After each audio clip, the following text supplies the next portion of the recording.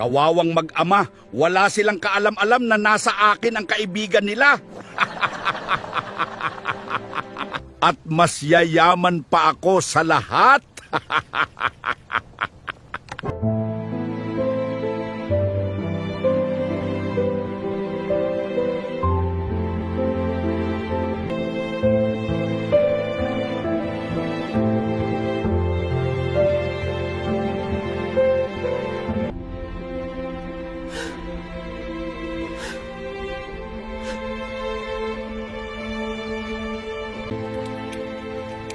Kumusta ang nilalang na kaibigan ng mag-ama?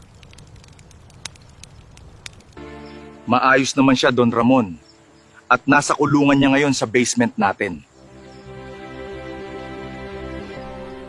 Magaling kung ganun. Anong plano mo ngayon, Don Ramon?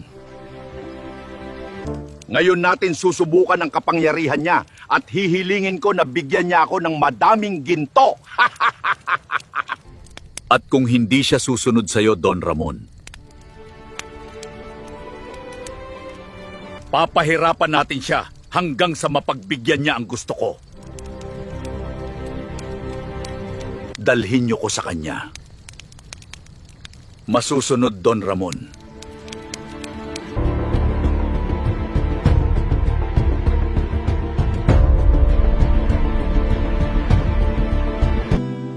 Nakakapanibago na wala si Puti at hindi natin kasama dito sa bahay, Tay. Oo, anak. Kahit ako man hindi ko makuhang ngumiti o maging masaya. Nasaan na kaya si Puti, anak? Miss na miss ko na ang munti kong kaibigan, Itay. Hahanapin natin si Puti, anak, kahit saan sulok ng lugar. Ipagsasadyos na lang natin ang lahat, anak. At darating ang panahon na makikita at mahahanap natin si Puti. Kumusta ka, kaibigan? Haha! Nagustuhan mo ba ang bago mong kwarto? Dalhin niyo siya sa kabilang kwarto. Doon natin siya kakausapin. Sana maging mabait ka sa akin para nagkakaintindihan tayo.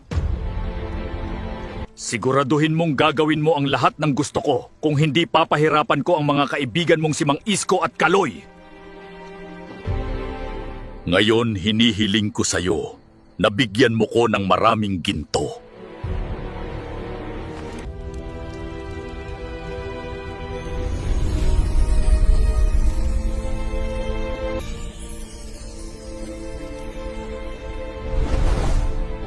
Napakagaling mo, biruin mo, kaya mong gumawa ng ganito kadaming ginto. Dahil sa ginawa mo, mas lalo na kitang hindi pakakawalan.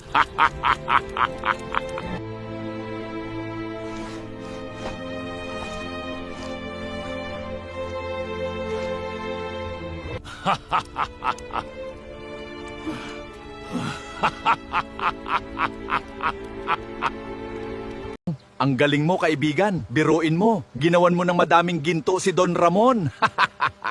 Gold bars pa. Paano kaya pag kami naman ang humingi sa'yo? Bibigyan mo ba kami? Hindi naman siguro malalaman ni Don Ramon dahil wala siya dito. Wag na lang nating gawin. Baka tayo pa ang ipalit dyan sa loob. Alam mo kung ano kaya niyang gawin. Sa bagay tama ka, alam natin kung gaano katuso ang amo nating si Don Ramon. Jackpot ako sa nilalang na kaibigan ng mag-ama. Kahit sinong tao hindi maniniwala sa mga nagagawa niya. Kumusta ang nilalang na tinatawag nilang Puti? Ayos naman siya, Don Ramon. Pero parang nanghihina siya ngay.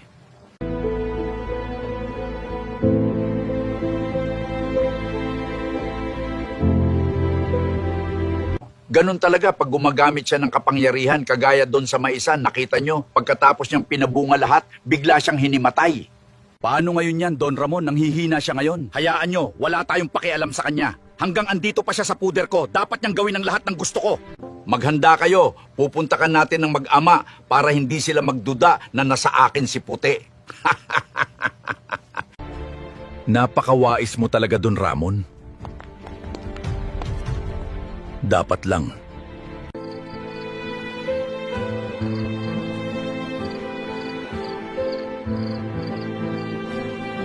Tara Itay, pumasok na tayo at nang makapagpahinga ka.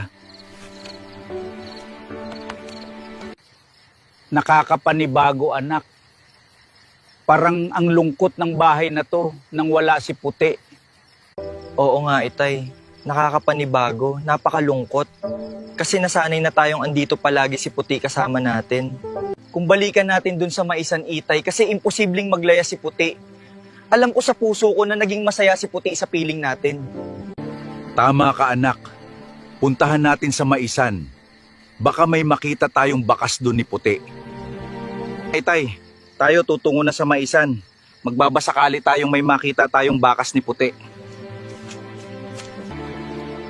Magandang gabi sa inyo, Isko at Kaloy.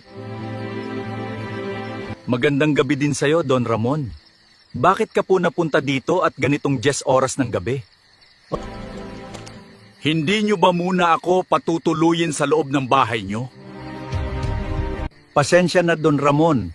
Tara tuloy tayo sa loob.